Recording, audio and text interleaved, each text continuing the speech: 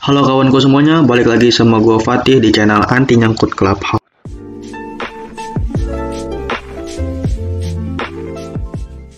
Jadi kali ini kita akan ngebahas koin yang cukup banyak memakan korban sangkuters ya kawan. Jadi di sini ada koin Solver yang mana hari ini tuh harganya 1000,143. Harganya nggak berubah di sini 0%. Ya. Jadi kenapa gue bilang memakan banyak korban ya? Karena seperti yang kita ketahui dari Solver ini sempat stabil di harga 2000 sampai 6000-an ya. Bahkan itu sempat ngepam ya, di bulan Mei kemarin. Seingat gue dia tuh sempat nyentuh harga 11 ribuan lebih ya. Yang mana itu berarti kalau harganya turun dari 11.000 sampai harga 1000 sekarang, itu kan berarti ada yang ngejual guys. Nah kalau ada yang ngejual, ada yang ngebeli. Kalau ada yang beli, ada yang nyimpen koin. Kalau ada yang nyimpen koin, berarti ada yang lagi nyangkut ya, betul. Jadi di video kali ini gue emang berniat ngebantu teman-teman semua yang bisa gue bilang mungkin lagi nyangkut ya, mengenai gimana sih biar gue tuh nggak nyangkut terus-terusan gitu. Biar kita tuh dalam tradingan nggak jatuh di lubang yang sama ya. Jadi gini guys, di tradingan itu kita harus punya dasar dan pegangan ya. Jangan sampai kita tuh bermain spekulasi kosong atau bahkan parahnya bermain tebak-tebakan. Oh ini harganya bakal naik, oh ini harganya bakal turun ya. Nggak pakai dasar, nggak pakai pegangan, cuman pakai pegangan berita-berita ampas ya, berita-berita kosong misalkan. Apalagi parahnya fake news ya. Nah, maka dari itu gue akan ngebahas koin Solver di video kali ini dari dua sisi. Yang pertama dari sisi teknikal dan juga dari sisi fundamental. Mengapa teknikal perlu? Karena hanya dengan teknikal lah kita bisa mengetahui suatu harga itu tendensinya bullish atau bearish, naik atau turun sih gitu. Nah, terus mengapa fundamental juga perlu ya? Ini cukup penting fundamental ini untuk mengetahui koin yang kita investasikan itu bergerak di bidang apa sih, proyeknya apa sih gitu. Terus benefitnya, prospek kedepannya itu bagaimana? Apakah akan banyak orang yang mengadopsi koin ini atau enggak gitu. Oke guys, langsung aja kita ini ya masuk ke chart teknikal dari Solver, chart candlestick dari Solver. Seperti biasa kita akan mengukur terlebih dahulu dan ini udah turun berapa persen gitu kan. Ini kalau dari 6300 dia ini udah turun 83% ya. Wow, gede banget. Terus misalkan ada yang entry di 2000 berapa persen ya? 50% bahkan guys. Nah, damnya parah banget dari Solver ini ya. Oke, terus dari kalian mungkin ada yang nanya, "Bang, ini gua beli di harga segini, bisa kejemput gak sih?" Nah, jadi sebelum menjawab pertanyaan itu, kita cari tahu dulu ini dari Solver tendensinya mau bullish atau mau bearish, mau naik atau mau turun gitu tendensinya ya. Dan di sini udah gue gambar garis trendline ya. Yang pertama, jadi apa sih fungsi garis trendline itu? Ya simple ya. Trendline itu untuk melihat pergerakan harga naik atau turun ya. Ini udah kelihatan jelas kan guys. Kalau dia tuh menghadap ke bawah dengan sudut kemiringan sebesar 21% ya. Satu, bearish ya. Terus dua, ini gua udah bikinin exponential moving average di angka 10 ya. Ini guys, garis merah ini kelihatan guys, garis merah guys. Nah, kalau dia berada di bawah moving average, itu artinya koinnya tendensinya masih bearish ya. Dan juga di sini ada MA50, cuman nggak panjang garisnya karena ini termasuk koin yang baru listing, jadi nggak bisa terlalu panjang garis MA50-nya guys. Terus selanjutnya, kalau dari pola candlestick ya, kalau kita analisa dia ini membentuk higher high. Tapi kemudian ada higher low di sini, higher low. Di sini juga higher low, bahkan dia nggak dapat nyentuh garis trend line. Sini juga lower low ya. Di sini 3-0 perbandingannya, 3 bearish dan 0 bullish ya.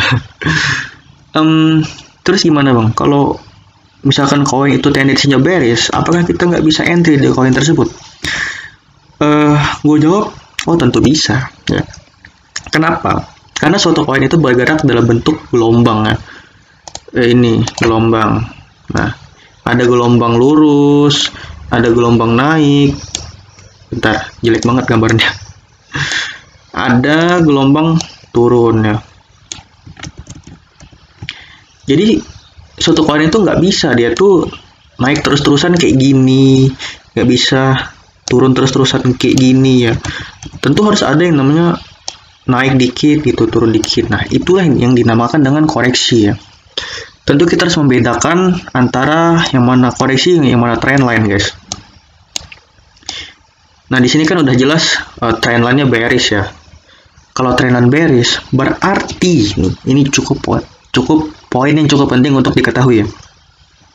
Kalau tendensinya bearish, berarti kenaikan yang terjadi adalah koreksi. Nah, kita harus cukup berhati-hati di sini ya. Dalam misalkan koin itu lagi naik ya, oh ini lagi naik nih, lagi bullish, lagi ini. Nah, bisa gue bilang bullishnya itu adalah bullish di dalam bearish ya.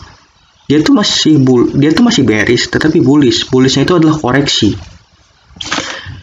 Makanya dia tuh bergerak dalam bentuk gelombang, nggak bisa turun terus-terusan ya. Jadi ini tuh diperlukan untuk mengalami pergerakan harga yang sehat gitu. Nah, seperti ini guys, garis kenaikan harga yang di sini itu adalah koreksi, bisa gue bilang ya. Garis merah ini koreksi. Ya. Garis candlestick hijau ini adalah koreksi. Kenaikan ini adalah koreksi.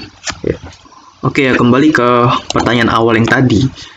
Jadi bang, gue beli di harga segini bisa kejemput nggak? Nah, bisa balik lagi nggak ke harga sekian ya. Jadi gue nggak akan bahas muluk-muluk ya guys. Kita bahas dari segi teknikal. Ini tuh masih berpeluang besar untuk balik ke sini. Ke 2000, dari 1500 sampai 2000 itu masih besar guys. Karena dia belum menyentuh garis trendline atas ya, dan di sini dia sudah hampir menyentuh garis trendline yang ada di bawah ini ya. Jadi dia tuh masih berpeluang besar untuk menyentuh garis trendline atas ini sebelum mungkin dia akan breakout. Ya. Atau mungkin dia akan sebelum melanjutkan bearishnya. Ya. Jadi dia tuh untuk menyentuh ke titik ini, ke titik 1500 sampai 2000 itu masih ada. Terus ya gue yang nyangkut di harga 4000, 3000, 5000 gimana bang? Nah, tentunya kalau koin itu udah turun 50% lebih itu diperlukan waktu akumulasi yang cukup lama ya, atau sideways yang cukup lama. Bisa balik ke angka yang gue sebutin tadi, itu harus terjadi perubahan trendline ya. Jadi kita tunggu aja tren dari Solvo ini selama 6 bulan sampai beberapa bulan ke depan itu gimana gitu ya. Apakah akan berbalik arah jadi bullish trendline ya. Kalau misalkan dia breakout dari garis trendline-nya itu dan kemudian stabil di pergerakannya di harga di harga trendline tersebut, maka bisa gue bilang masih besar peluang untuk bisa balik lagi ya. Tentunya akan kita bahas terus menerus mengenai update dari koin Solvo ini ya. Kalau misalkan ada gejala-gejala bullish ya akan kita infoin lagi. Jadi udah jelas kan guys. Jadi ini tuh menjadi pelajaran penting bagi kita semua ya. Untuk sebelum kita masuk ke dalam koin itu harus memperhatikan dulu chart, memperhatikan dulu candlestick-nya. Untuk melihat kita tuh posisinya lagi ada di pucuk atau ada di dasar ya. Gue tuh sangat tidak menyarankan untuk kalian beli di candle panjang seperti ini, di candle hijau yang panjang gini ya, karena potensi nyangkut itu sangat besar gitu, nggak sebanding dengan risk and reward yang kita dapatkan ya. Gue sangat menyarankan untuk kalian entry di candle merah ya, tapi nggak sembarang candle merah. Candle merah itu harus nyentuh garis trendline ya, makanya kalian harus gambar garis trendline terlebih dahulu. Ini gue pakai candle 1 hari karena gue adalah swing trader dan juga scalper. Jarang banget gue nge-hold lama-lama ya. Palingan gue beli kalau udah nyentuh garis trendline bakal gue beli ya. Misalkan dia nyentuh ini kan, ya gue bakal jual di harga sini guys. Misalkan beli di harga 3.300 akan gue jual di 4.000. Gak akan nge-hold lama-lama. Oh ya, mungkin dari kalian bilang bang ini tembus trendline tapi kok nggak bearish ya. Nah, jadi ini itu namanya false breakout ya. Dia itu breakout tapi kemudian ketahan dan kemudian balik lagi ke garis trendline-nya. Anggapannya itu breakout palsu lah gitu. Untuk dia bisa melanjutkan breakout bearish-nya ini, dia tuh harus candle Marubozu merah di sini. Tetapi kemudian dia tuh membentuk doji yang mana ada Marubosu, maka gagal bearisnya dan masih bertahan di garis trendline. Jadi seperti itu. Oke guys, jadi kita akan membahas dari sisi fundamentalnya lagi ya. Jadi Solva ini dia menduduki peringkat 608 ya. Jadi peringkatnya ini disesuaikan dengan market cap atau market kapitalisasi. Itu adalah jumlah uang yang beredar di koin tersebut ya. Bisa gue bilang ini cukup jauh dari Solvo peringkatnya 600.